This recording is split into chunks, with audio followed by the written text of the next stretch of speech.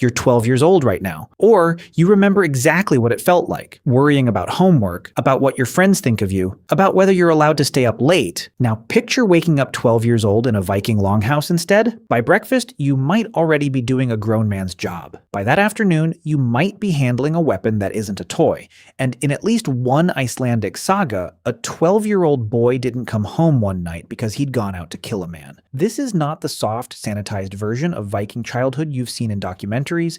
This is what the actual law books, the actual graves, and the actual sagas say a 12-year-old's world looked like. And by the end of this video, you're going to find out that even the Vikings themselves couldn't agree on what being 12 actually meant. One thing before we go further. Most of what we know here comes from sagas written down 200 or 300 years after the fact, and law books that flatly contradict each other about this exact age. Keep that in your head. It matters a lot by the end. Start with the morning. No alarm clock, obviously. The day started when the sun did, and in a Scandinavian summer that could mean sunrise before 4 in the morning. The first meal was the dagmal, the day meal, eaten about an hour after everyone was up, usually whatever was still simmering in the pot from the night before. Then the work started immediately, and it split hard down gender lines. Girls stayed close to the house, spinning wool, helping with the dairy, learning food preservation directly from their mothers, skills that would define the rest of their lives long before anyone asked if they were ready. Boys went outside it, into the fields, into the animal pens, out with the men to herd sheep or check on the livestock, sometimes ranging out into the woods to gather firewood or forage for berries. This was not a loose modern-style guideline. It had a name, inside the threshold and outside the threshold. And by 12, you weren't easing into these roles anymore. You were expected to already be good at your half, but farm work was the easy part. Because by 12, some Viking boys weren't just doing chores. They were being handed actual weapons. Archaeologists excavating a grave at Straumur in Iceland found a child-sized iron axe buried with a 10-year-old boy. The head was barely 2 inches long. Historians who study this material are honest that they don't actually know if it was a real weapon, a training tool, or just a symbol of the family's wealth. Nobody's pretending to have a clean answer. But toy swords carved from wood have turned up from Russia to Greenland to the British Isles, with blades reported around 50 to 60 centimeters and handles built specifically small,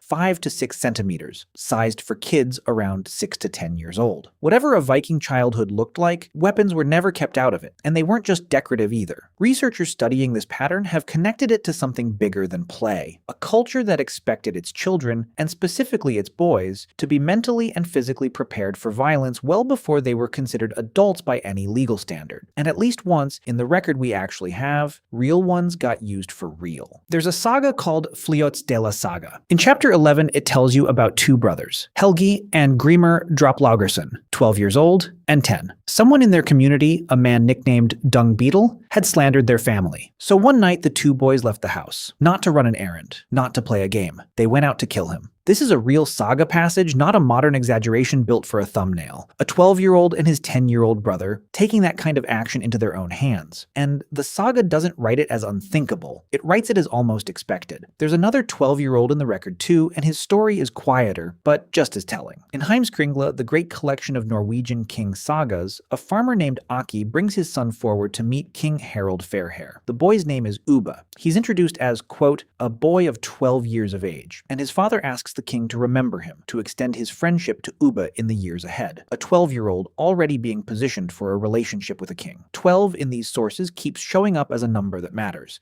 It just never quite means the same thing twice. So legally, was a 12-year-old actually an adult, capable of things like that? Here's where it gets messy. Iceland's law code, the Gragas, does mention the number 12 specifically. It says that to serve as a judge at the National Assembly, you had to be free, have a settled home, and be older than 12 years old. That's a real specific legal rule, but read it carefully. It's a rule about judges, not a general declaration of adulthood. Other sources say full legal majority actually landed closer to 15 or 16. And when it comes to marriage, a detail you've almost certainly heard repeated everywhere, that Viking girls were routinely married off at 12, 12, the actual law didn't specify a minimum age for betrothal at all. One of the exact sagas people point to for that claim shows a woman getting married at 18, not 12. So no, there wasn't one clean, agreed-upon answer sitting in a Viking law book. The number 12 shows up constantly. It just refers to a different rule almost every single time you find it. And here's something almost nobody puts in these videos. Everything described so far is a free farming Child's Day, because that's almost all the popular record covers.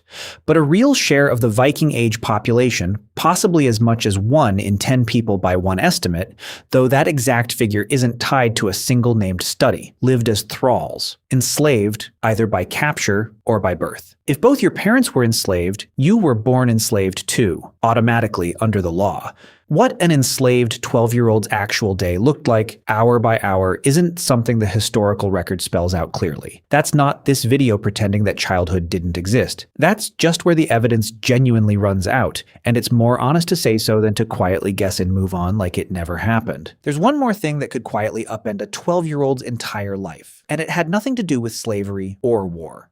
It was called fosterage. A huge number of Viking children at some point simply weren't raised by their own parents. Families would send a child, often one from a socially prominent household, to be raised entirely by a different family, usually one of somewhat lower status. It wasn't punishment, it was strategy. It cemented alliances between two households, sometimes as formally as a marriage would. There was even a specific ritual for it, called knee setting, where the foster father would place the child on his own knee in front of witnesses. It was a public, political declaration, not just an affectionate gesture. And sometimes a particularly talented child would be sent off for an even more specific reason, to learn one skill their own family didn't practice, like metalworking, essentially an apprenticeship arranged through family connections instead of a formal guild. So a 12-year-old's daily routine might not even be happening under his own family's roof at all. Not every hour of a free Viking 12-year-old's day was work, though. Once the day's labor was done, there was a second meal, the nattmaal, the night meal, the bigger of the two, and the evenings had a culture all their own. Board games mattered enough that pieces carved from bone, amber, glass, and even walrus ivory have been found buried in actual graves. The favorite was a strategy game called Hnefatafel, sometimes called Viking chess, and it comes up constantly in saga literature as a marker of someone worth respecting. A Norwegian earl named Rognvaldur Kali Kolsson once wrote a verse bragging about having 9 separate skills, and board games were the very first one he listed, right alongside skiing, archery, rowing, and poetry. To be clear, he wrote that as an adult, not literally at age 12, and he actually lived slightly after the Viking Age in the strictest sense. But the skill set itself, physical, strategic, and creative all at once, is exactly the combination a Viking childhood was apparently supposed to build toward. Outdoor games could get genuinely violent too. One saga account, written around 1300, describes a single match of a stick and ball game called Nattliker, ending with a dislocated arm, a broken foot, a broken neck, and an eye injury. In winter, kids strapped bone skates onto their feet, cut straight from horse or cow leg bones, and pushed themselves across frozen lakes with a stick, racing each other across the ice. And there was a very specific insult reserved for any kid who avoided the hard stuff and lingered by the cooking fire instead. They were called a coal biter. It shows up again and again across saga literature, almost always attached to a boy right before the story reveals he's about to grow into someone remarkable. 12 was apparently late enough in a Viking childhood that being lazy wasn't just annoying, it was something you got mocked for, by name, in stories people told for generations. So, back to you,